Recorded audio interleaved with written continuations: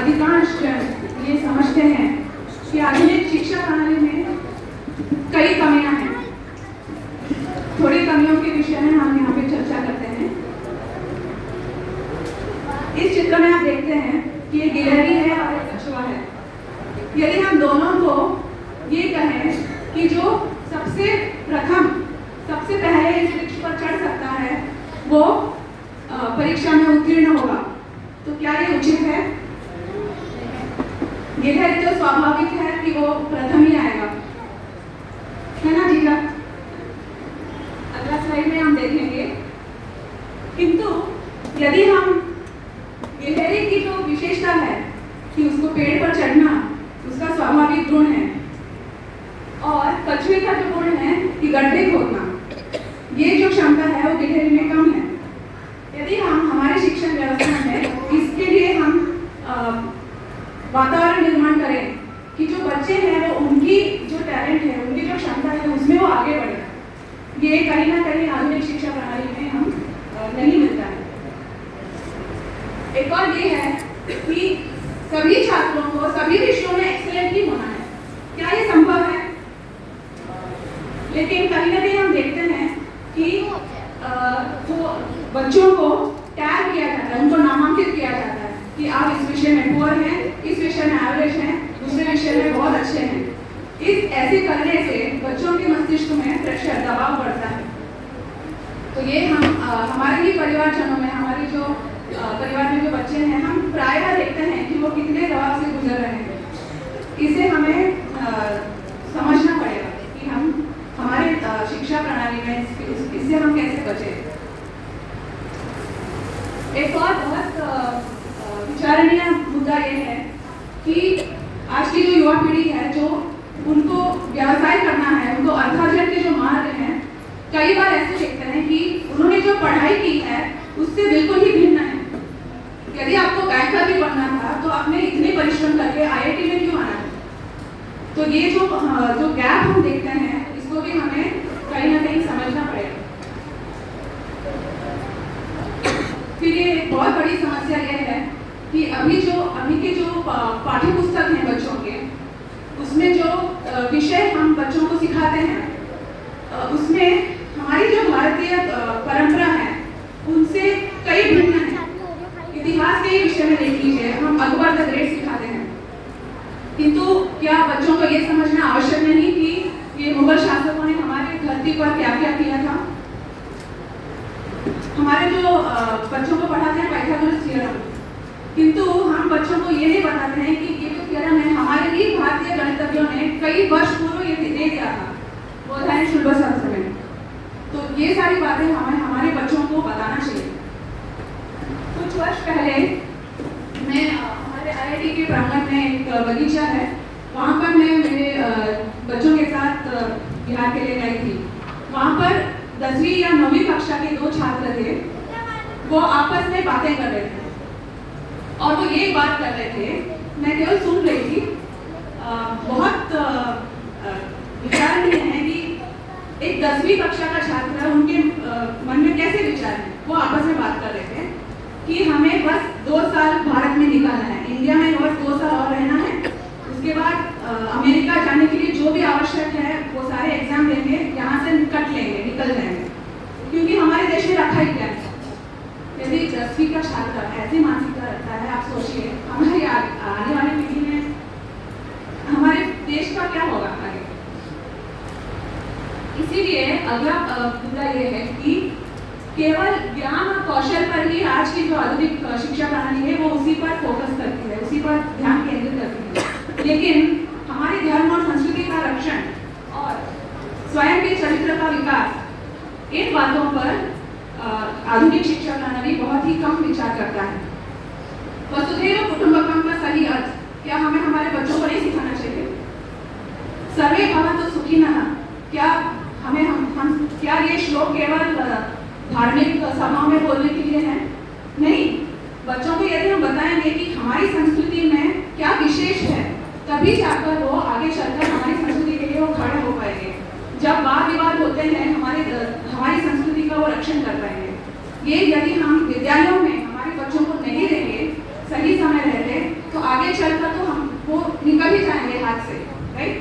तो उनकी आयु अनुसार समय समय पर ऐसी बातों का विद्यालय में इनकी चर्चा निरंतर होनी चाहिए।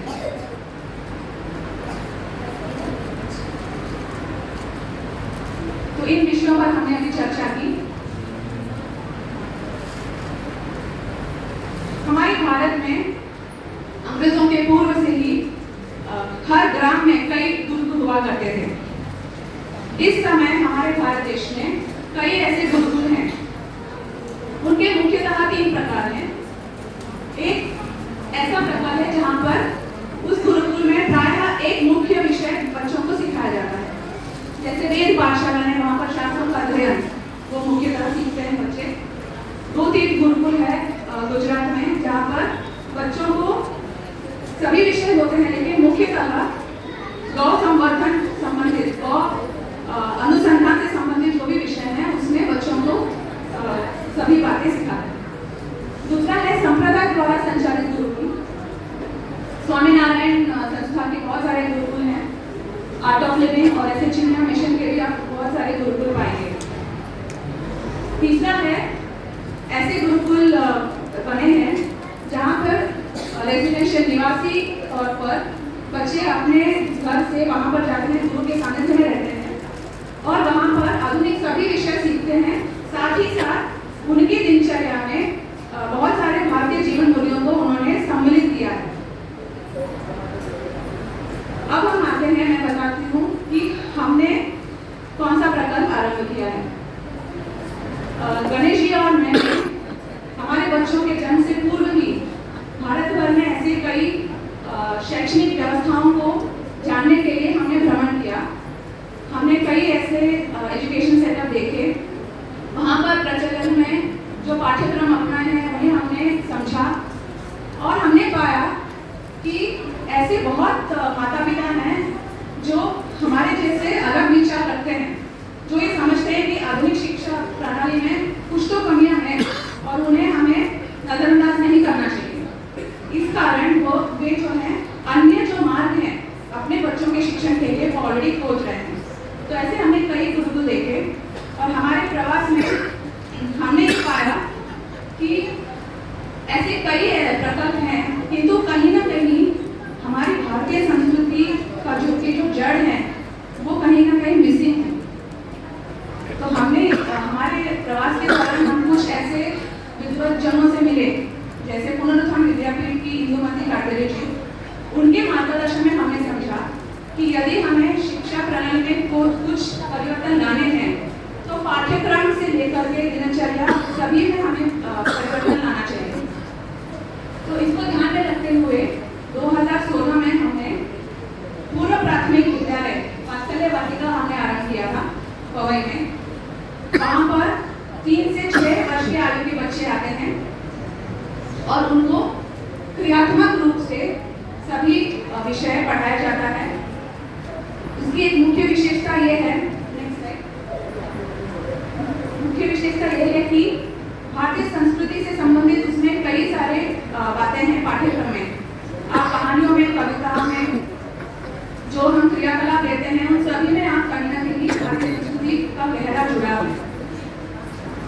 यहाँ पर एक मुख्य विशेषता ये भी है कि हम हमारे ही भारतीय भाषाओं को प्राथमिकता देते हैं।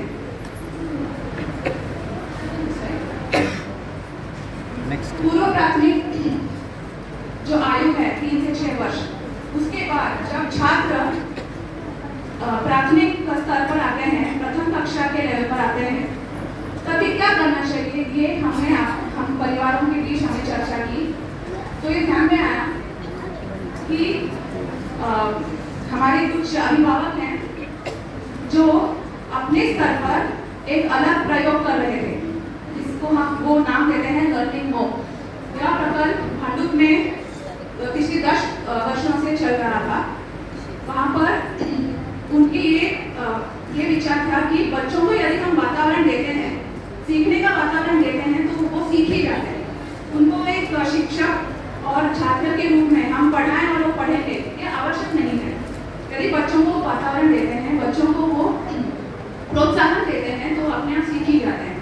इस प्रकार को उन्होंने कई वर्षों तक चलाया और ये पाया कि बच्चे उनके बच्चे जब 5वीं कक्षा के स्तर पर आए तो उन्होंने देखा, उन्होंने पहले 3-4 वर्ष के पाठ्य पुस्तक दे दिए, जो अभी अन्य विद्यालयों में टेक्स्ट बुक्स हैं, तो सारे पुस्तक उनको दे दिए और ये जो बच्चे 5वीं कक्षा में थे वे सारे पुस्तक अपने आप सुलझा पा रहे थे। तो ये बहुत ही सराहनीय था कि बच्चों को यदि हम बच्चे स्वयं स्वप्रेरित होकर अगर सीख सकते हैं, इससे बढ़िया और क्या हो सकता है। जो विषय वो अपने आप ऑफकोर्स जो अध्यापक के रूप में उनके साथ थे, वरिष्ठजन थे, उनके अभिभावक थे, उनके सानिध्य में, उनके सहायता से बच्चों ने सभी जो विषय होते हैं, गणित है, विज्ञान है, इतिहास, भूगोल, भाषाएं, ये सारी बातें उन्होंने स्वयं सीखी। इसी को थोड़ा आगे बढ़ाते हुए हमने संवर्धन ज्ञान सुलभ के नाम से एक गुरुकुल हमने आरंभ किया। यहाँ की विशेषताएं कुछ ऐसी हैं। यहाँ पर जो पढ़ाने वाले हैं मुख्य रूप से हमारे बच्चों के ही अभिभावक हैं। ये एक बहुत महत्वपूर्ण विषय है क्योंकि हम देखते हैं आजकल जो अभिभावक होते हैं अपने बच्चों को विद्यालय भेज देते हैं और वो स्वयं को फ्री पाते हैं अपने काम करने के लिए। लेकिन यहाँ पर जो मेन स्टेक होल्डर जो हम कहते हैं वो पेरेंट्स स्वयं हैं, अभिभावक स्वयं हैं। ये कैसे वो योगदान देते हैं, जो पाठ्यक्रम में हमने तय किया है मिलकर, उनको पढ़ाने में अभिभावक मदद करते हैं। यदि वो पढ़ाने में, एकेडमिक सब्जेक्ट पढ़ाने में असमर्थ पाते हैं तो आप अन्य विषय ले सकते हैं, ज्ञानकुलम के संचालन में आप मदद कर सकते हैं, लेकिन अभिभावकों का जुड़े रहना सबसे महत्वपूर्ण है। दूसरा विषय यह है कि हमारे पाठ्यक्रम में हम जो भी विषय लेते हैं, चाहे वो गणित, इतिहास, विज्ञान, भाषाएं, सभी विषयों में भारतीय ज्ञान परंपरा अर्थात इंडियन नॉलेज सिस्टम से बहुत गहरा संबंध रखता है। हमारे पाठ्यक्रम के जो जो विषय हैं उसमें हम IKS को इंटीग्रेट करते हुए हम बच्चों को सिखाते हैं। इस सिस्टम में लचीलापन बहुत है। हम पाते हैं हमारी कक्षाओं में कि जो बच्चा 5वीं कक्षा के स्तर पर है उसको यदि कुछ विषयों में अधिक सहायता की आवश्यकता है तो वो निम्न कक्षाओं के छात्रों के साथ बैठकर पढ़ लेता है। हमने ये भी देखा कि जो छात्र, जो बच्चा छोटी आयु का है लेकिन उसकी बुद्धि की जो क्षमता है 1 या 2 कक्षा आगे के विषय को समझ पाता है तो वो हमें स्वीकार्य है, वो आगे की कक्षा में बैठ सकता है। तो ये अगर लचीलापन है तो सबके लिए लाभदायक होता है। दूसरा विषय है मूल्यांकन। मूल्यांकन आज के आधुनिक प्रणाली में बहुत बड़ा विषय है, एग्जाम। तो हमारे यहाँ मूल्यांकन के केवल एक मार्ग नहीं है, कई मार्ग हैं। उदाहरण के लिए हमारे जो छोटी कक्षाओं के छात्र हैं वो जैसे अन्य कक्षाओं में हर महीने टेस्ट होते हैं, हर 3 महीने एग्जाम्स होते हैं, वैसे ना लेते हुए समय समय पर उन्हीं को सामने रखकर के प्रदर्शन करना। उन्होंने जो विषय सीखा है वो स्वयं किसी और को जब समझाएं, जब उसने समझा है तभी तो समझा पाएगा, राइट। तो इस तरह से अप्रत्यक्ष रूप से हम उनका मूल्यांकन करते हैं। बड़े छात्र जो हैं राजकीय स्तर पर जो परीक्षाएं हैं जैसे स्कॉलरशिप है, महाराष्ट्र ओपन बोर्ड की जो एग्जाम्स हैं, वो सारे एग्जाम्स हमारे छात्र 5वीं, 8वीं और 10वीं कक्षा के स्तर पर देते हैं। हमारे पाठ्यक्रम में 5 मुख्य वर्ग हैं। पहला है प्रमाणम। प्रमाणम अर्थात गणित, विज्ञान, इतिहास, भूगोल। जैसे कि मैंने बताया सभी विषयों में भारतीय ज्ञान परंपरा से जुड़ी बातें हैं। गणित में हम क्या सिखाते हैं, इसके लिए मैं कृष्ण गोपाल को आमंत्रित करती हूँ। कृष्ण गोपाल आइए। कृष्ण गोपाल आपको बताएंगे कि गणित में हम क्या सीखते हैं।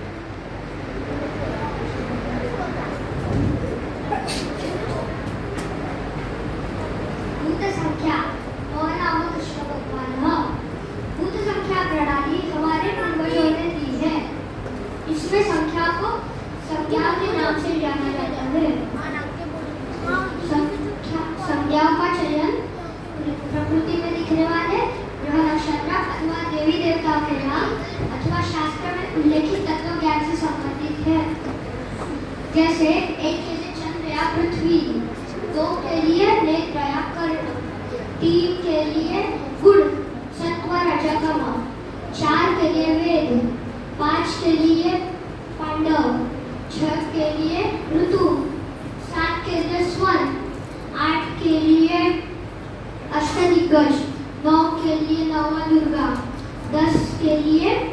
अवतार, 11 के लिए रुद्र, 12 के लिए आदित्य।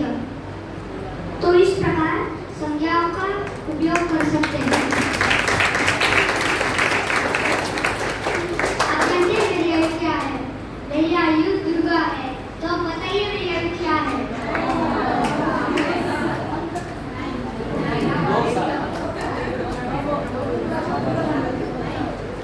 हाँ, सही उत्तर। धन्यवाद। धन्यवाद कृष्ण गोपाल। विज्ञान में हम हमारे कोर्स के माध्यम से विज्ञान जैविक शास्त्र कैसे सीखते हैं हमारी 5वीं कक्षा के बच्चे बताएंगे। सौंदर्य लक्ष्मी, दिविजा और सानवी।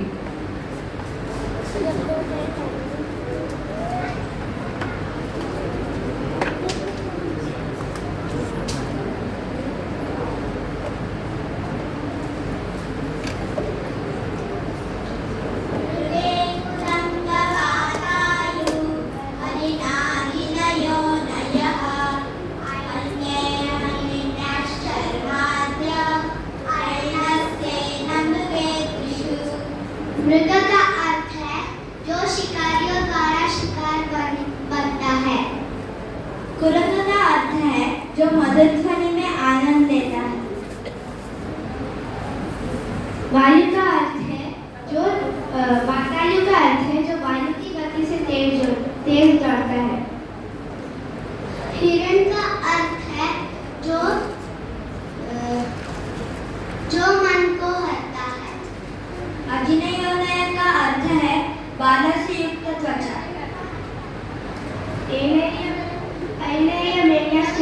का अर्थ है और ये जो त्वचा ऋषि बुद्धि उसका उपयोग करते थे और उसकी रजन करने की पद्धति भी जानते थे। ऐड का अर्थ है जो कृष्ण वर्ण का हो, जिसके आंखें सुंदर हो और जिसके पैर छोटे छोटे हो।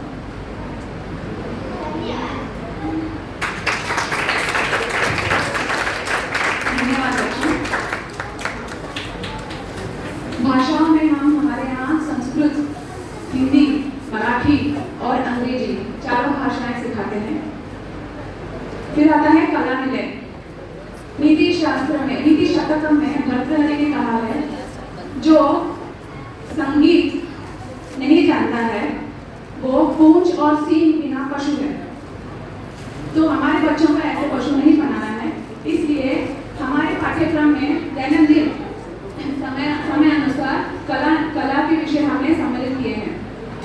गायन, वादन और नृत्य में प्रमुखतः लोक नृत्य, लोक संगीत में को प्राथमिकता दी है। फिर आता है स्वारस्यम। हम देखते हैं आज के बच्चों में ओबेसिटी एक बहुत बड़ी समस्या है और बच्चों की जो प्राणिक क्षमता है वो बहुत क्षीण होती जा रही है दिन प्रतिदिन।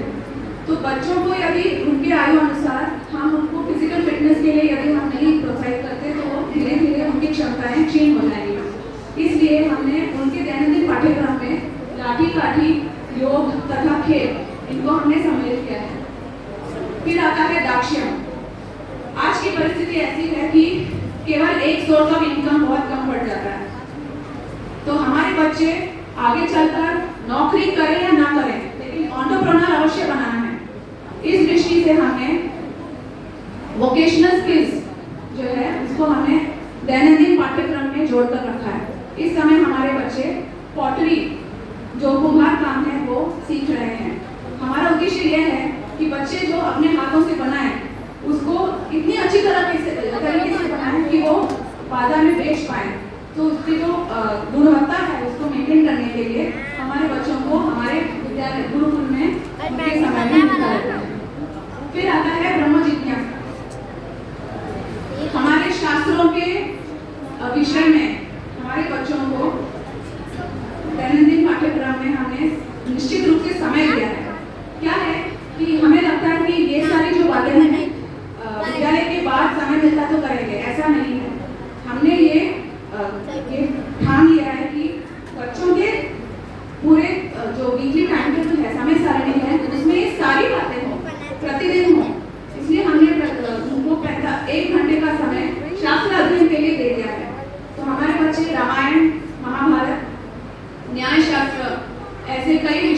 सीखते हैं समय समय पर।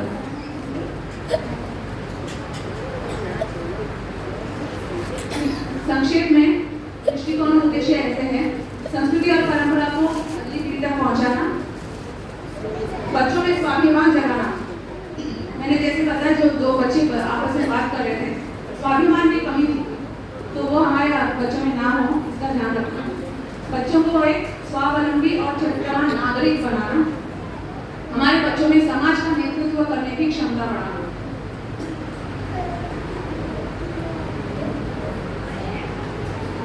हमारे एडवाइजरी बोर्ड में, जैसे कि मैंने बताया, इंदुमती काजल जी स्वयं है, पुरुषोत्तम विद्यापीठ के वो कुलपति हैं।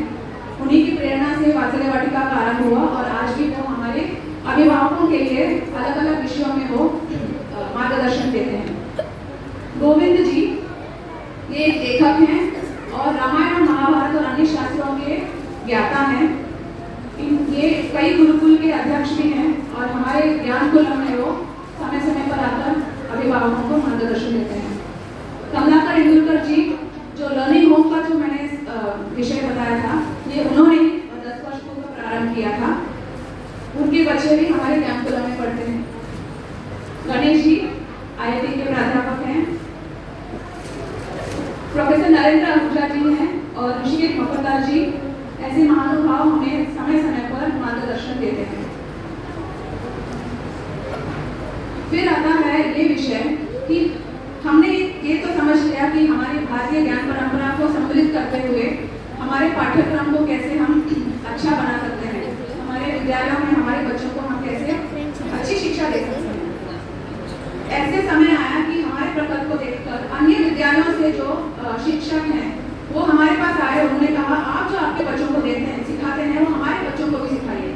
आप हमारे विद्यालय में आइए और हम आपको 2 सत्र देंगे, उसमें आप आपके विषय पढ़ाइए। फिर ध्यान में आया कि हमारे पास उन विषयों के यदि टेक्स्ट बुक्स नहीं होंगे तो ये कार्य को आगे बढ़ाना, समाज में ले जाना कठिन हो सकता है। इस दृष्टि से हमने एक एंटिटी बनाई, वरेण्या एजुकेशनल रिसर्च प्राइवेट लिमिटेड। इसमें मुख्यतः IIT के कुछ रिसर्च स्कॉलर्स हैं, उनमें से कुछ यहाँ पर उपस्थित हैं। इनका यही है कि अच्छे से अनुसंधान करते हुए हमारे भारतीय ज्ञान परंपरा को कैसे सम्मिलित करते हुए टेक्स्ट बुक्स बनाएं कि हमारे विषय मेन स्ट्रीम एजुकेशन में कैसे प्रवेश कर पाए। ये पोस्ट स्कूल क्या बोलते हैं उसको, जैसे संस्कार वर्ग में चलते हैं वैसा ना हो, ये मेन स्ट्रीम एजुकेशन में ये बातें आनी चाहिए। इस दृष्टि से हम टेक्स्ट बुक्स निर्माण कर रहे हैं जो NEP 2020 जो विषय है हमारे प्राचार्य महोदय ने रखा था, पूर्णतः अलाइन है। NEP 2020 में जो भी निर्देशन दिए हैं वो सारी बातों को हमने ध्यान में रखा है। ऐसे टेक्स्ट बुक्स को हम निर्माण कर रहे हैं। फिर आते हैं टीचिंग एड्स। कुछ हम टीचिंग एड्स हम लाए भी हैं, हम बाद में देख सकते हैं। टीचर ट्रेनिंग प्रोग्राम, हमारे विषयों के यदि अन्य विद्यालयों में पहुंचाना है, मुंबई के बाहर अन्य शहरों में जाना है, तो टीचर ट्रेनिंग प्रोग्राम बहुत आवश्यक है। ये भी हम करते हैं। और ऑनलाइन कोर्सेज, हम सब जहाँ पर हम पहुँच नहीं सकते वहाँ पे ऑनलाइन माध्यम में पहुँचना है, किसी ना किसी प्रकार से सभी स्थान में पहुँचना है, ये हमारा उद्देश्य है। वरेण्या के कुछ मेंबर्स हैं, डॉक्टर विष्णुवर्धन जी, दिग्विजय यादव जी, जो बाल गोकुलम, जो आप में से कई आई थिंक बाल गोकुलम के स्वयंसेवक भी हैं, उन्होंने आरंभ किया था और स्वागत है। धन्यवाद।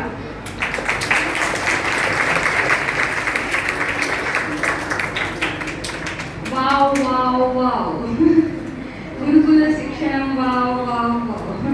धन्यवाद भगिनी। ये विषय को लेकर शायद 4 घंटे 5 घंटे भी बोले तो कम है, लेकिन भगिनी ने बहुत संक्षेप में हर एक विषय को स्पर्श